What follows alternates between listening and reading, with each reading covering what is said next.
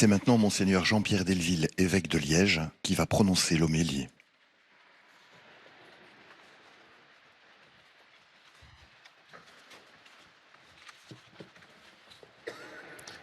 Chers frères et sœurs, en cette fête de Toussaint, nous avons en mémoire les défunts que nous avons connus.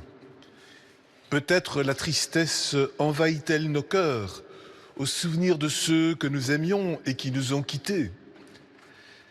Mais la liturgie d'aujourd'hui élargit notre regard.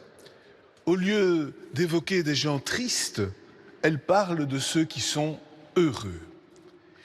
Et au lieu de faire voir des individus séparés, elle montre une foule immense. En cette fête de Toussaint, en effet, même si nous pensons à commémorer nos défunts, à prier pour eux et à visiter les tombes de nos familles, nous sommes d'abord invités à la joie et à l'espoir d'une vie nouvelle.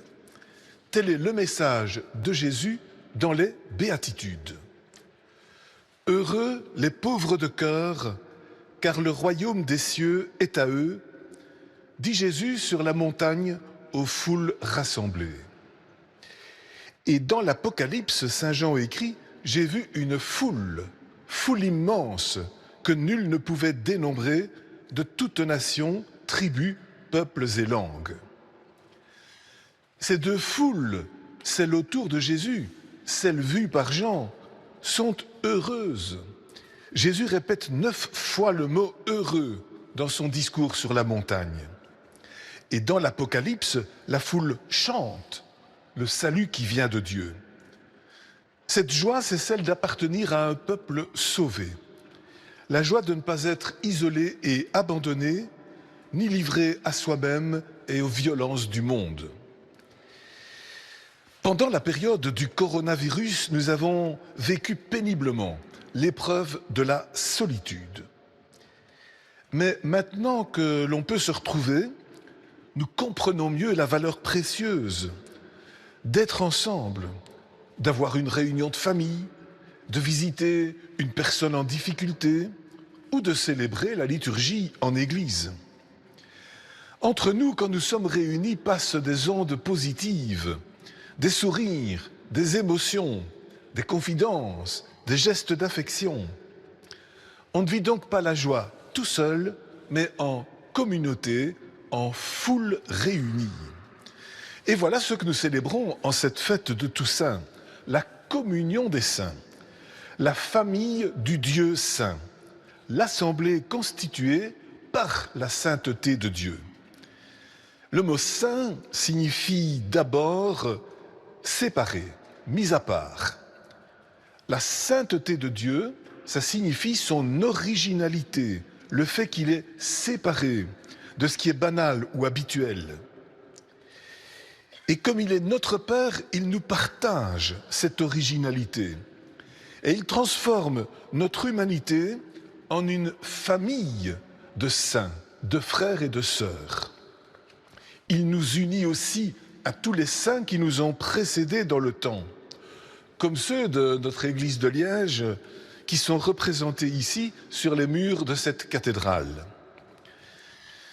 Cette famille, ce n'est pas une famille de spécialistes ou de privilégiés. Ce sont d'abord des pauvres. Comme le dit Jésus dans les Béatitudes, pauvres de cœur, gens qui pleurent, doux, assoiffés, affamés de justice, miséricordieux, artisans de paix, persécutés et souffrants. Ce sont des personnes qui toutes ont besoin d'amour et attendent la solidarité. Ici à Liège, nous avons vécu une grande pauvreté. Nous avons souffert terriblement des inondations du 15 juillet. C'est cependant un moment qui a suscité une solidarité inattendue. Comme un curé d'un village inondé me l'a dit, nous avons expérimenté une solidarité exceptionnelle. Des gens sont venus de partout pour nous aider. Et dans notre quartier, entre voisins, alors qu'on ne se connaissait pas du tout, on s'est entraidé et on est devenus des amis. Et ainsi se forme une communauté humaine à partir de l'épreuve et à partir de la pauvreté, parce qu'elle est forgée sur le modèle de la communion des saints. Et même la pandémie du coronavirus, elle aussi a éveillé de nouvelles solidarités. Elle nous a rendus conscients de la nécessité de prendre des mesures au niveau mondial pour protéger les populations contre la maladie, mais aussi pour nous méfier des dérives de la technologie et du matérialisme. Et la lutte contre le réchauffement climatique, qui est tellement à l'honneur à cause de la COP26 à Glasgow, nous montre aussi l'importance comment, à partir de notre pauvreté, découvrir une nouvelle solidarité mondiale. La sainteté ne commence donc pas par des vertus personnelles et exceptionnelles. Elle consiste d'abord à se laisser porter par cet amour de Dieu et par cette solidarité des enfants qui sont aimés par leur Père, comme des pauvres qui sont proclamés heureux parce qu'ils ont une richesse cachée, ils désirent être aimés, ils attendent l'amour. Face aux peurs qui peuvent nous hanter, Jésus nous répond « Tu es aimé de Dieu ». Chacun de nous a un itinéraire personnel. C'est sur ce chemin d'amour qu'il rencontre le Seigneur et la solidarité humaine. Et ainsi, chaque vie a une perspective d'avenir devant elle, une espérance de vie éternelle. Ainsi, grâce au Christ, nous passons de la tristesse à la joie, de l'isolement à la communion des saints, de la souffrance à l'entraide et d'une existence mortelle à la vie éternelle. Tel est le sens de cette foule immense de toutes nations, tribus, peuples et langues que nous fait voir l'Apocalypse. Nous sommes tous unis dans une communauté de destin sur cette terre.